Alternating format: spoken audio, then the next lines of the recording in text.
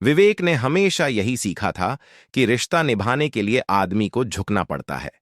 शादी के शुरुआती दिनों में नेहा का गुस्सा उसे मासूमियत लगता था, लेकिन वक्त के साथ वही गुस्सा जुल्म बन गया।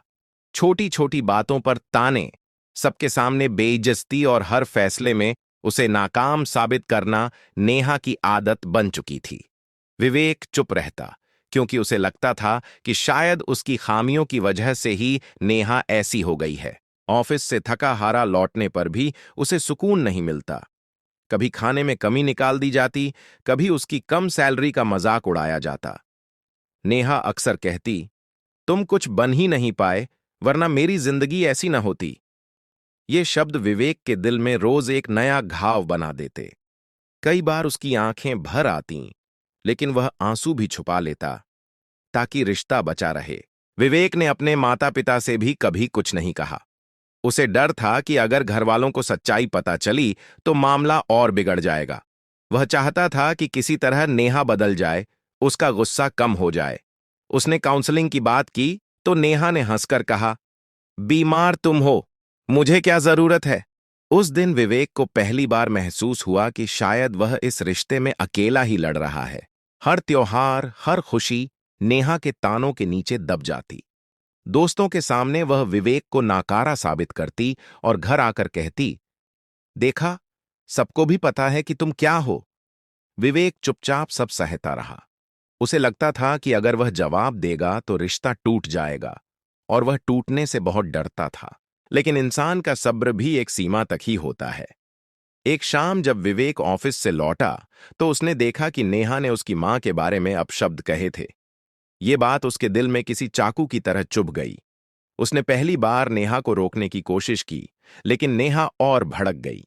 उसकी आवाज ऊंची होती चली गई, शब्द जहरीले होते चले गए।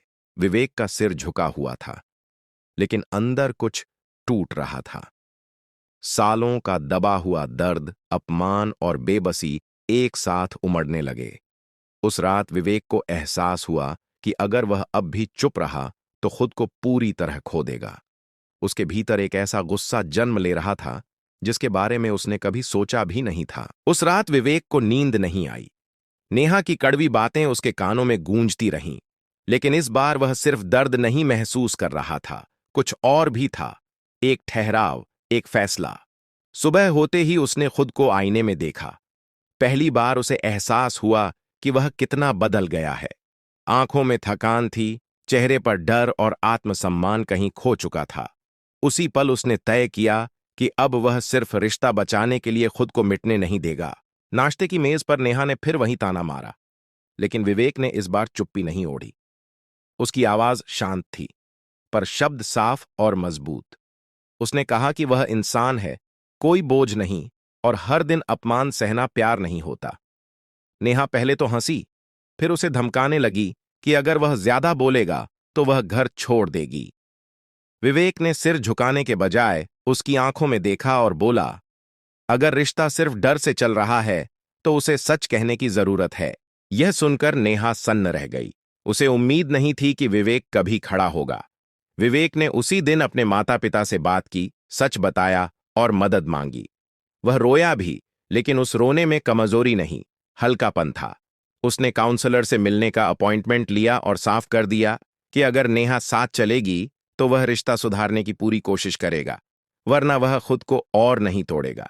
कुछ दिन बाद नेहा बदली हुई सी दिखी। शायद पहली बार उसे एहसास हुआ कि विवेक की चुप्पी उसकी सहमति नहीं थी। काउंसलिंग में कई कड़वी सच्चाइयां सामने आईं। नेहा का गुस्सा, उसके अपने अधूरे सपने और विवेक का डर। सब ठीक हो जाएगा, यह कोई वादा नहीं था, लेकिन ईमानदारी की शुरुआत जरूर थी। विवेक के लिए सबसे बड़ा बदलाव यह था कि उसने खुद को चुनना सीख लिया। उसने समझा कि प्यार में सहनशीलता जरूरी है, लेकिन आत्मसम्मान से समझौता नहीं। अगर रिश्ता बचेगा तो बराबरी से, और अगर टूटेगा तो सच के साथ।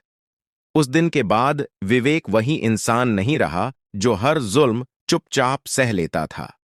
किसी ने नहीं सोचा था कि उसका गुस्सा आवाज नहीं, बल्कि साहस बनकर सामने आएगा, और उसी साहस ने उसकी जिंदगी की दिशा बदल दी।